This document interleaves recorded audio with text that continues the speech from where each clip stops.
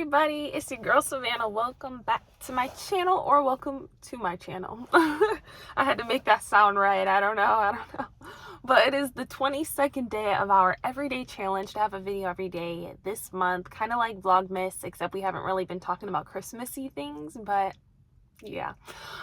We have been talking about Jesus. Is that Christmassy? I mean, I guess it is about Jesus, but in today's video, I'm going to be reading out of, got my Bible here, out of 2 Chronicles chapter 7, and I'm going to be reading verses 13 through 15. It is, by the way, sorry, I don't know why my voice is like this, y'all. It's dry outside. I needed like a humidifier up in here.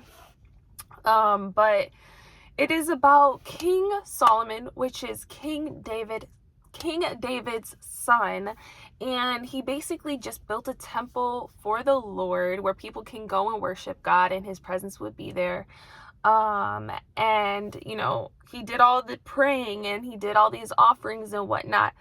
And the part I'm going to read is part of what God said back to him. And I think that this can be definitely relatable to us because there's so many times where we fall back with God and we might fall into our old ways, and this is something that is in God's character to do when we have those moments. So don't mind my voice, y'all.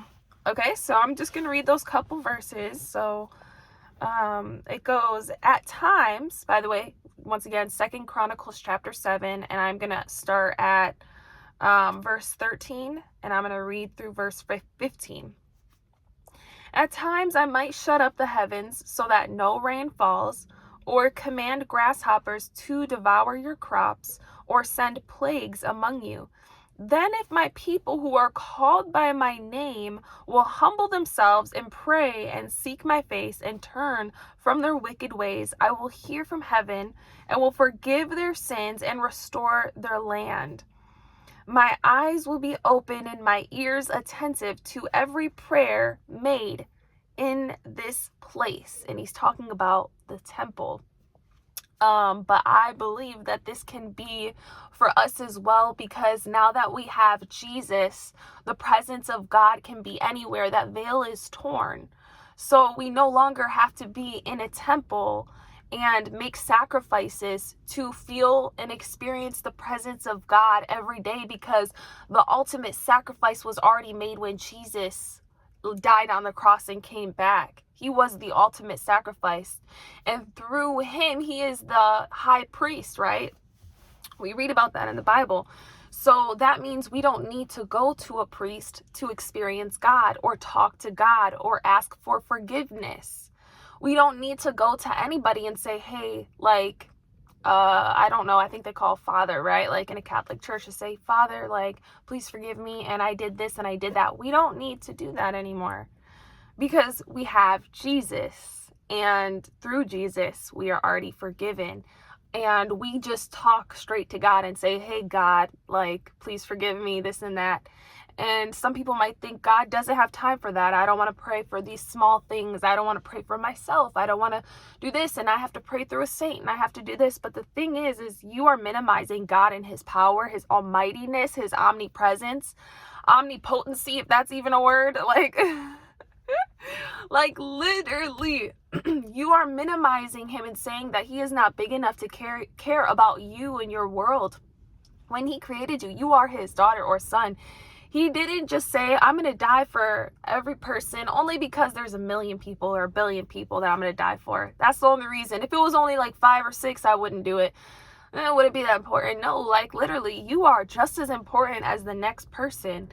And he created this place, this earth, for you to be here and to have dominion. And he has mighty purpose for you, and you are so important. Of course, he cares about you and you alone. And he would do it for just you as well, because that's what he did. There's no difference. Like, he didn't just die for people who acted a certain way or this or that. Like, no, he did it for all of us, all of our imperfections. And so when it comes down to this section right here, he literally tells us, at times I might shut up the heavens so that no rain falls, or command grasshoppers to devour your crops. He's out here commanding grasshoppers. Like, y'all, when we really think about it, God is really doing everything. He's commanding grasshoppers. You don't think he's in your situation? He's commanding grasshoppers. Grasshoppers are getting commands from God. And y'all are forgetting his commands for y'all. I need to go deeper. And he says, or send plagues among you. Then, if my people who are called by my name will humble themselves and pray and seek my face and turn from their wicked ways, I will hear from heaven and will forgive their sins and restore their land. My eyes will be open and my ears attentive to every prayer made in this place. Every prayer, every person. If you turn away from your wicked ways, if you humble yourself and pray and seek God's face, turn away from your wicked ways. Now, that might be one of the hardest things, right? Turning away from your wicked ways. What are some things that you are holding on to, not turning away from? If you want God to turn towards you, how can that happen if you're facing the other way, turning towards your wicked ways? This is a good metaphor or analogy or whatever. Because God is trying to turn towards you, but he can't face you if you're turned the other way. Since he's a gentleman, since he's not going to force you to do anything, since he gives us free will, if you want God and him to heal you and change things in your life, you have to turn and face him and seek him. You can't just expect him to do all this stuff, but you don't even really want it because you're still focused on the wrong things. So I love this section, and I chose to read this because I thought anybody can relate to this, y'all. Like, literally, anybody can relate to this. If you want God to hear you, if you're praying on behalf of you, your family, friends, your city, your country, whatever it may be, this is it right here. This is it right here. So I thought it would be really powerful. And it just goes on and just talks about, like, you know what I'm saying? What happens when we turn away from God and what happens when we do turn to him. So I think that's super powerful. And right now I'm just thinking about the blessings for obedience in Deuteronomy, which I always go back to, and I'm always talking about how, like, you know, if we follow God, he's going to bless the work of our hands. We're going to be blessed going in and blessed coming out, blessed on all sides, and the top and not the bottom, the head and not the tail. And, you know, God promises these things and these awesome things, like, in the Bible for us if we choose to follow him.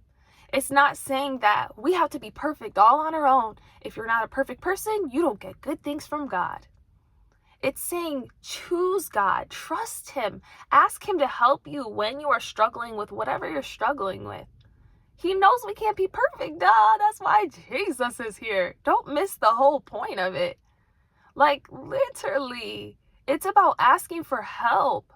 It's about receiving what he is giving you. Receive the grace, receive the mercy, receive the forgiveness, receive the transformation he wants to do in and through you. Let it happen. That's all you got to do. There ain't much to it but to just let it happen. Literally, all you have to do is be there and God will show up for you. So yeah, everyone, that's it though for today's video. Yes. I hope y'all have an amazing rest of your day or night whenever you're watching this, and I will talk to you soon. Love you. Bye.